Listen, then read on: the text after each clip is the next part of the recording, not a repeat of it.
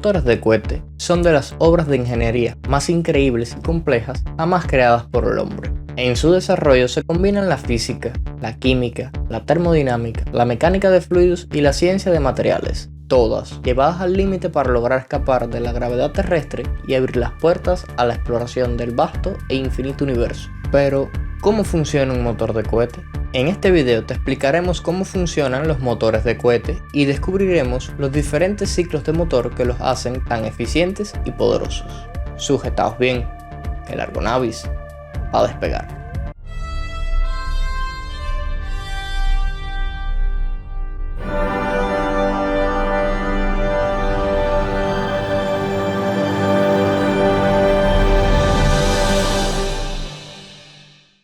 Para comprender cómo funcionan los motores de cohete es recomendable tener en cuenta algunos conceptos básicos. Por eso te sugerimos ver nuestro video sobre cómo vuelan los motores de cohetes. Si no lo has visto, aquí tienes un resumen rápido. Los motores de cohete funcionan bajo un principio muy sencillo de la física, la tercera ley de Newton, la cual establece que para cada acción hay una reacción igual y opuesta. En los motores de cohete esto significa que al expulsar gases rápidamente hacia abajo, el cohete es empujado hacia arriba. La tobera juega un papel crucial en este proceso. Su función es dirigir y acelerar los gases de escape, aumentando su velocidad y por tanto el empuje generado. En ella los gases se mueven de áreas de alta presión a áreas de baja presión. En resumen, un motor de cohete funciona expulsando gases calientes a alta velocidad, lo que produce el empuje que propulsa el cohete. Cuanto mayor sea la velocidad de expulsión de los gases, mayor será el empuje generado.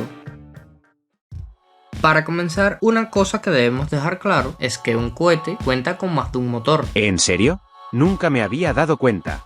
Claro que no nos referimos a la cantidad de motores, sino a los tipos de motor, ya sea en su primera etapa, segunda etapa o en las cápsulas. El motor más simple empleado en los cohetes es el de combustible sólido. Tal y como su nombre indica, utiliza un combustible en estado sólido que se quema, generando el empuje necesario para propulsar el cohete.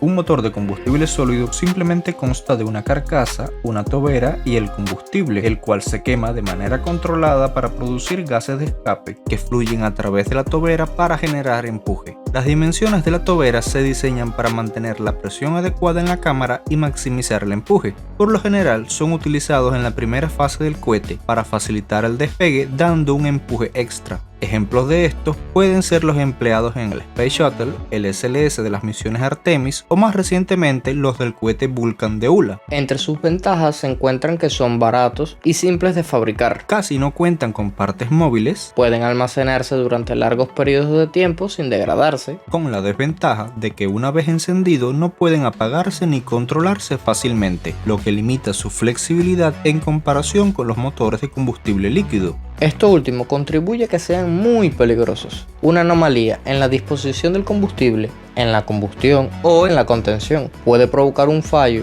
y dado que no pueden ser detenidos, no hay una forma de minimizar la falla. Un ejemplo de esto es lo ocurrido en enero de 1997, donde uno de los 9 propulsores de combustible sólido del Delta II falló, causando la pérdida del vehículo de lanzamiento y su carga útil, o lo ocurrido en enero del 86, en la misión 51L de la Space Shuttle, en el que uno de los anillos de sellado presentó una avería permitiendo que los gases calientes escaparan, conduciendo a la ruptura del tanque externo de combustible y la destrucción del transbordador, llevándose la vida de los 7 astronautas a bordo.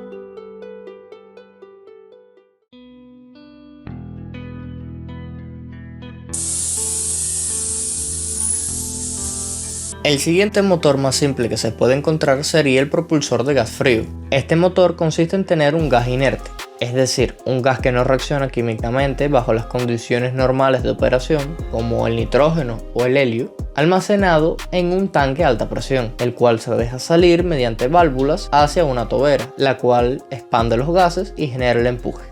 Entre sus ventajas se encuentran el bajo coste de fabricación y mantenimiento, la simplicidad en el diseño y operación y la alta fiabilidad debido a la ausencia de partes móviles complejas. Sin embargo, presenta desventajas como la baja eficiencia en comparación con otros tipos de motores. su limitación, aplicaciones donde se requiere un empuje relativamente bajo y la disminución gradual del empuje debido a la caída de presión en el tanque de propelente. Esto ocurre porque a medida que el propelente se consume, la presión dentro del tanque disminuye, lo que resulta en una reducción del empuje generado por el motor. Los propulsores de gas frío son comúnmente utilizados en sistemas de control de altitud y maniobra, como por ejemplo en CubeSats o en el Falcon 9, donde se usan en la maniobra de reorientación posterior a la separación, aunque quizás el ejemplo más importante sea su uso en la unidad de maniobra tripulada MMU de la NASA.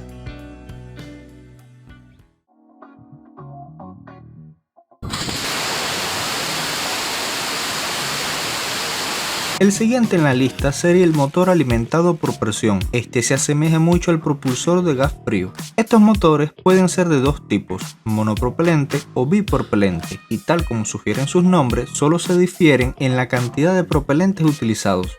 En los motores alimentados por presión se utiliza un tanque con el propelente y otro tanque con un gas inerte a alta presión. El gas inerte se inyecta en el tanque de propelente, lo que evita la pérdida de presión que ocurría con el propulsor de gas frío. Se le conoce a estos motores como de ciclo alimentado por presión. Los motores monopropelentes más simples dependen de la descomposición química de un propelente almacenable después de pasarlo sobre un lecho catalítico. La potencia del propulsor proviene del gas a alta presión creado durante la reacción de descomposición, lo que permite que una tobera de cohete acelere el gas para crear empuje.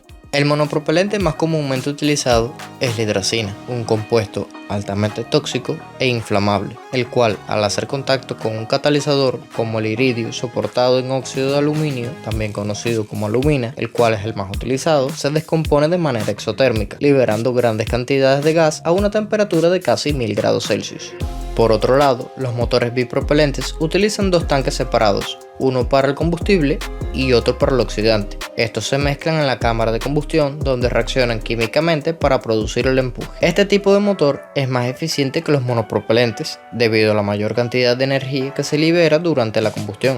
Pueden utilizar cualquier combinación de combustibles y oxidantes como RP1 y oxígeno líquido. Pero generalmente se utilizan propelentes hipergólicos debido a su capacidad de encenderse espontáneamente al hacer contacto. Un ejemplo muy usado de esta reacción es la combinación de hidracina como combustible y tetróxido de dinitrógeno como oxidante. Para asegurar una combustión eficiente y maximizar el rendimiento del motor, tanto en este como en todos los que veremos a continuación, es crucial que los propelentes se mezclen de manera uniforme antes de entrar a la cámara de combustión. Pero ¿cómo se logra esto? Aquí es donde entra en juego el inyector. Su función principal es atomizar y mezclar los propelentes de manera eficiente antes de que entren en la cámara de combustión. Esto asegura una combustión uniforme y maximiza el rendimiento del motor. Los inyectores pueden compararse con los aspersores de jardín o las duchas, que dispersan el agua en pequeñas gotas para una cobertura más uniforme. Algunos motores que han utilizado este ciclo son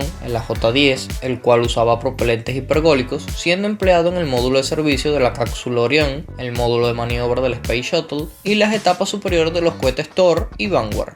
O el motor Kestrel de SpaceX, empleado en la etapa superior del Falcon 1, el cual utilizaba RP1 y oxígeno líquido como propelentes.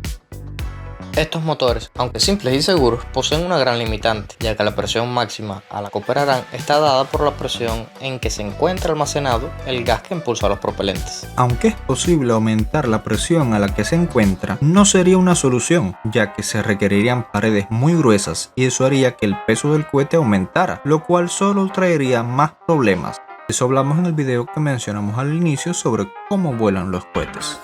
Para poder tener una mayor presión de propelentes y fundamentalmente mayor empuje, los cohetes utilizan una bomba. Pero no esa clase de bomba. Necesitamos una bomba especial que aumente la presión tanto del oxidante como del propelente antes de ser introducidos en la cámara de combustión. De esta necesidad se dio cuenta el padre de la cohetería, Robert Goddard, en 1920, del cual hablamos en este video que te recomendamos ver. Sin embargo, no todo es color de rosas, ya que tener una bomba nos trae un nuevo problema, el cómo impulsarla. Aquí podrían pensar que con motores eléctricos se podría impulsar y no estaría mal. A este tipo de motor se le conoce como motor de ciclo alimentado por bombas eléctricas y es utilizado por los motores Rutherford del cohete Electron de Rocket Lab. Este es un enfoque moderno y no es ampliamente utilizado debido a la gran cantidad de energía que se requiere para poder operar las bombas. Solo sistemas de lanzamientos pequeños pueden beneficiarse de esta idea. Entonces, ¿cómo se hace para impulsar las bombas? Pues utilizando los propelentes con que contamos.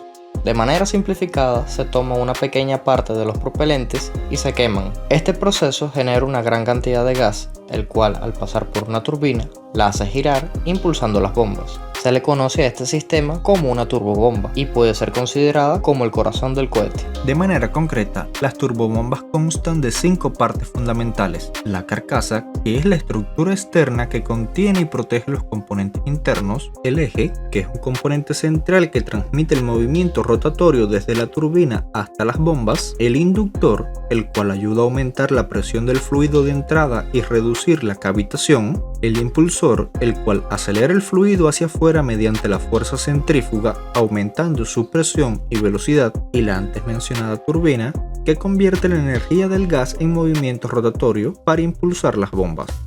Uno de los primeros diseños creados bajo la premisa de usar los propelentes para impulsar la turbobomba resultó en el motor de ciclo abierto, también conocido como ciclo con generador de gas.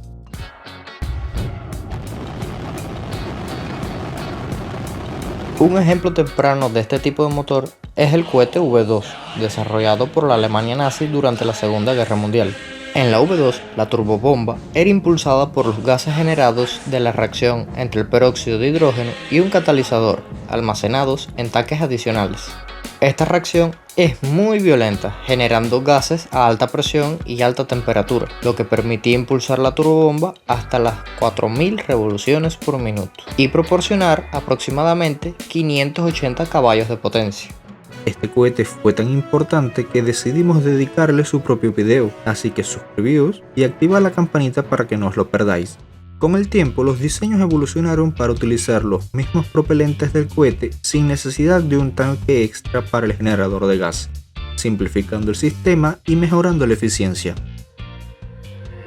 En un motor de ciclo abierto, el combustible y el oxidante pasan cada uno por una bomba que aumenta su presión. A la salida de las bombas, el flujo se divide en dos direcciones. La mayor parte del oxidante se conduce directamente a la cámara de combustión, mientras que el combustible primero pasa por la tobera para refrigerarla y luego se dirige a la cámara de combustión, donde finalmente se mezcla con el oxidante, produciendo la combustión que impulsa el cohete. Por otro lado, una pequeña parte del combustible y el oxidante se dirige al generador de gas, que actúa como una pequeña cámara de combustión. Aquí se mezclan en una proporción rica en combustible para reducir la temperatura y evitar que la turbina se derrita. Luego se encienden mediante una chispa, iniciando la combustión y generando gases a alta presión. Estos gases pasan por la turbina de la turbobomba, acelerándola y aumentando la presión de salida de los propelentes. Después de pasar por la turbina, los gases son desechados sin contribuir significativamente al empuje del cohete.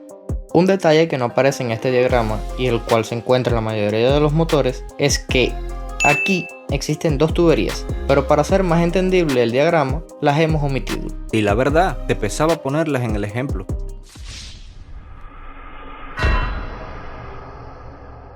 Estas tuberías redirigen una pequeña parte del oxidante y del combustible u otro gas a los tanques. Estos se encontrarán en forma de gas al haber sido calentados en su paso por el motor. ¿Por qué se realiza esta acción? Pues para mantener la presión de los tanques estable, de manera similar a como se hacía para el ciclo alimentado por presión.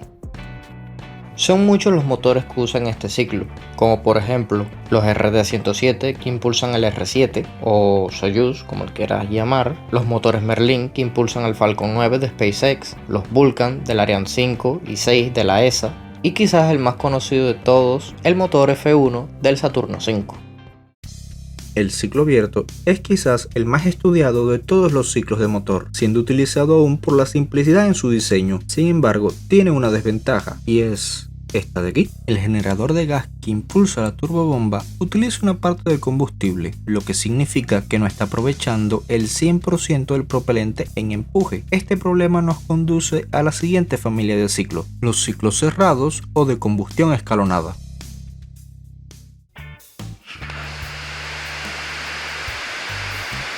Esta idea fue propuesta por primera vez por Alexei Mikhailovich Isaev en 1949 y tal y como indica su nombre, el objetivo principal en esta familia consiste en cerrar el ciclo, aprovechando la totalidad del combustible y del oxidante. Sin embargo, lograr esto no es tan simple como tomar los gases de escape e introducirlos en la cámara de combustión. Hacer esto solo podría provocar que una parte de los gases calientes de la cámara de combustión pasaran a la turbina, ya que ésta funciona a una presión inferior. Y como si este problema no fuese suficiente, cualquier combustible rico en carbono, como el RP1, al salir del generador de gas, contiene una enorme cantidad de hollín, el cual se acumularía en los inyectores, provocando la destrucción del motor. Entonces, ¿cómo lograron los ingenieros dar solución a este problema? Pues para el problema de la presión, la solución consiste en hacer que la turbobomba tenga más de una etapa. La primera etapa dividiría su flujo en dos. Uno llevaría el combustible directamente a la cámara de combustión, mientras el otro alimentaría la segunda etapa, incrementando la presión. De esta forma, la presión de los gases que impulsan la turbina sería mayor, impidiendo que los gases de la cámara de combustión fluyan hacia la turbina. ¿Y qué hay del daño por hollín? La solución para esto es conceptualmente simple, aunque nada fácil de lograrlo en la práctica. Consiste en redirigir todo el oxidante a través del prequemador, en lugar de solo una pequeña parte como en el ciclo abierto. ¿Dijiste prequemador? Este cambio en su nombre se debe a que en este ciclo no estamos simplemente generando gases, en su lugar estamos quemando una pequeña parte del propelente para luego quemarlo por completo en la cámara de combustión. Debido a esto recibe el nombre de ciclo cerrado rico en oxidante. El S1.5400 fue el primer motor de ciclo cerrado desarrollado por los ingenieros soviéticos. Este enfoque fue inicialmente considerado inviable por los ingenieros estadounidenses, debido a las altas temperaturas y la corrosión a la que estaría sometida la turbina. Sin embargo, los soviéticos lograron producir aleaciones y sistemas de enfriamiento lo suficientemente eficaces para soportar estas condiciones, llegando a dominar este ciclo de motor. El funcionamiento de un motor de ciclo cerrado rico en oxidante es el siguiente. El combustible pasa por una primera fase de compresión por la turbobomba, de la cual su mayor parte es enviada a la tobera para refrigerarla y de ahí a la cámara de combustión. Por otro lado, solo la pequeña parte necesaria para hacer funcionar la turbina es comprimida por la segunda fase de la turbobomba y dirigida al prequemador. El oxidante, por su parte, es comprimido en su totalidad y enviado al prequemador para ser quemado por primera vez con el combustible. Como resultado, el combustible es quemado casi en su totalidad en el prequemador, evitando la obstrucción por hollín, mientras que solo una pequeña parte del oxidante es quemado. El resto, ahora en estado gaseoso, es dirigido a la cámara de combustión para ser quemado por segunda vez. Este ciclo ofrece una mayor eficiencia y rendimiento en comparación a los motores de ciclo abierto, ya que aprovecha al máximo el combustible y el oxidante, reduciendo las pérdidas y aumentando el empuje total del motor. En términos de eficiencia, los motores de ciclo cerrado pueden ser de un 10 a un 15% más eficientes que los motores de ciclo abierto. Algunos ejemplos de motores que emplean este ciclo son el ya mencionado S1 5400, los NK15 y NK33 del cohete N1, el motor RD170 de la Energia, el RD180 del Atlas V, el BE4 desarrollado por Blue Origin, siendo el primer motor de ciclo cerrado rico en oxígeno desarrollado por los Estados Unidos, los cuales impulsan el cohete Vulcan Centaur de ULA y su cohete New Glenn, y el motor Archimedes del cohete Neutron de Rocket Lab. Como dijimos anteriormente, los estadounidenses consideraron inviable el ciclo cerrado rico en oxidante debido a las altas temperaturas a las que estaría sometida la turbina, pero no se rindieron ante la idea de desarrollar un motor de ciclo cerrado y optaron por otra vía, el motor de ciclo cerrado rico en combustible.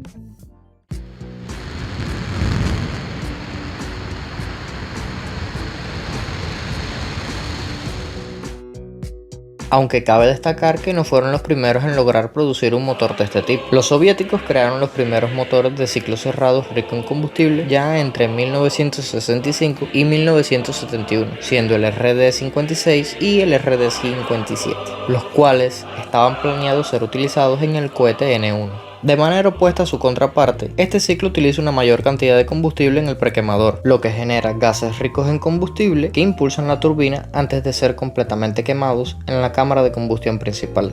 Espera, ¿no habíais dicho que los gases ricos en combustible contenían hollín, el cual se acumularía en los inyectores? Sí, pero esto solo ocurre con combustibles ricos en carbono. Los motores que utilizan combustible con menos carbono o sin él, como el hidrógeno, no tienen que lidiar con este problema. Esto fue exactamente lo que hicieron los ingenieros que desarrollaron este tipo de motor, utilizar hidrógeno para evitar la obstrucción de los inyectores. Pero al dar solución a este problema, traemos consigo un par de desafíos casi al mismo nivel. El hidrógeno es un gas poco denso, lo que hace complicado aumentar la presión. Además, debido a su tamaño molecular extremadamente pequeño, puede filtrarse a través de las moléculas de otros materiales, provocando fugas. Por ello, las turbobombas que utilizan hidrógeno deben tener sellos ultra complejos para evitar que el hidrógeno y el oxígeno se junten. Para lograr esto, en el sello, los ingenieros añadieron helio a una presión mayor que la de los propelentes. De esta forma, en caso de ocurrir una fuga, sería el helio el que fluiría hacia los propelentes.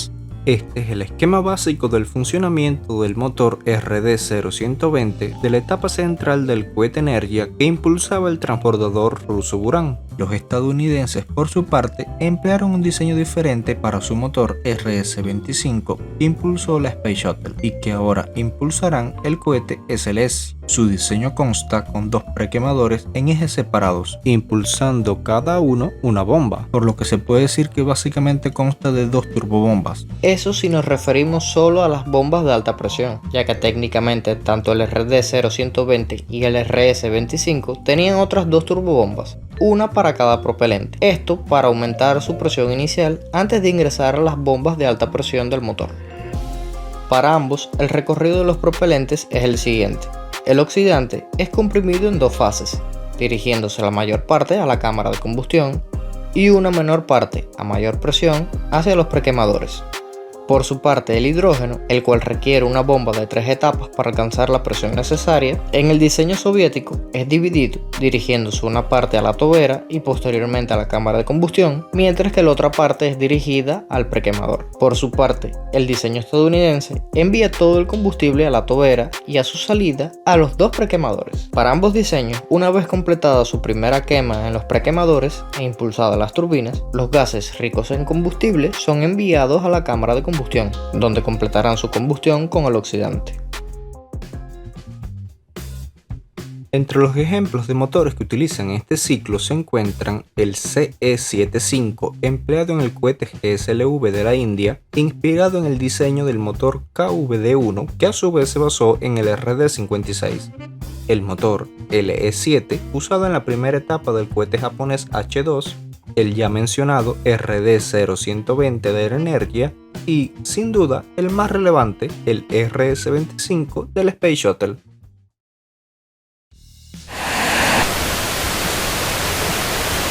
El siguiente motor del que hablaremos es también otra variante del ciclo cerrado, el ciclo de combustión por etapas de flujo completo. Este ciclo se puede resumir diciendo que es una combinación del ciclo rico en oxidante y el rico en combustible. En él, todo el combustible y todo el oxidante pasan por un prequemador impulsando la turbina, para luego ser quemados completamente en la cámara de combustión. De ahí el nombre que recibe de flujo completo.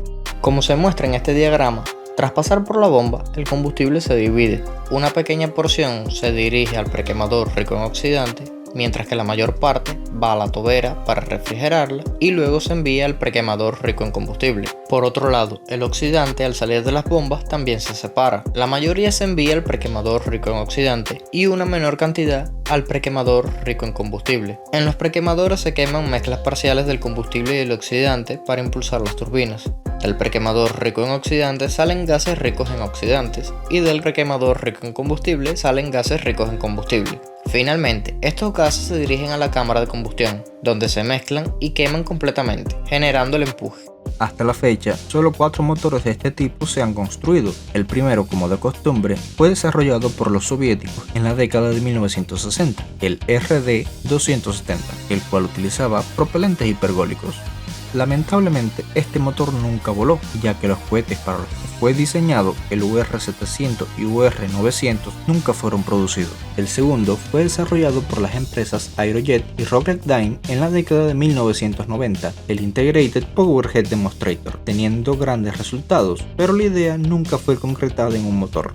El tercero y único que ha logrado volar hasta la fecha fue desarrollado por SpaceX, logrando su primer vuelo exitoso en 2019. Hablamos del motor Raptor, el cual impulsa al Starship, y el cuarto sería el motor Zenith de Stock Space para su futuro cohete Nova. Además, existe un quinto motor, solo que aún en fase de desarrollo y del que no hay mucha información al respecto, llamado YF-215, diseñado por la Academia de Tecnología de Propulsión Líquida Aeroespacial para el cohete chino Long March 9.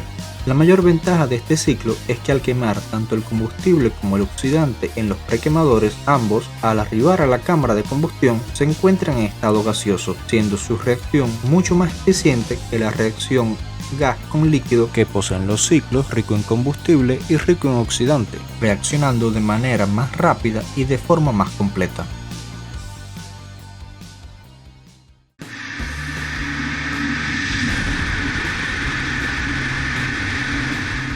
El siguiente ciclo del cual hablaremos se llama ciclo expansor y quizás sea el más difícil de entender a primera vista. En este ciclo, el oxidante a su salida de la bomba es llevado directamente a la cámara de combustión, mientras que el combustible, hidrógeno por lo general en este tipo de motor, es enviado a la tobera. Al refrigerarla, parte de este se transforma en gas para luego ser dividido, enviando una parte a la cámara de combustión y otra a la turbina para impulsar las bombas, la cual es descartada de manera similar al ciclo abierto. Este tipo de motor cuenta con otra variante, la variante cerrada, en la cual, tal y como indica su nombre, en lugar de desechar el combustible a la salida de la turbina, es enviado a la cámara de combustión. Este ciclo es menos complejo que otros, ya que no requiere un prequemador para impulsar la turbina, siendo utilizado el calor residual para vaporizar el combustible. Sin embargo, requiere combustibles criogénicos, difíciles de manejar y almacenar, y su empuje está limitado por la capacidad de calentamiento del combustible, lo que restringe el tamaño del motor. Algunos motores que emplean este ciclo son el Vinci de la etapa superior del Ariane 6, el RL-10 empleado en la etapa superior del Atlas 5, el SLS y el Delta Heavy. Y en su variante abierta, el BE-3U de la etapa superior del New Glenn y los motores LE-5A y LE-5B del cohete H2 y H3 de Mitsubishi Heavy Industries.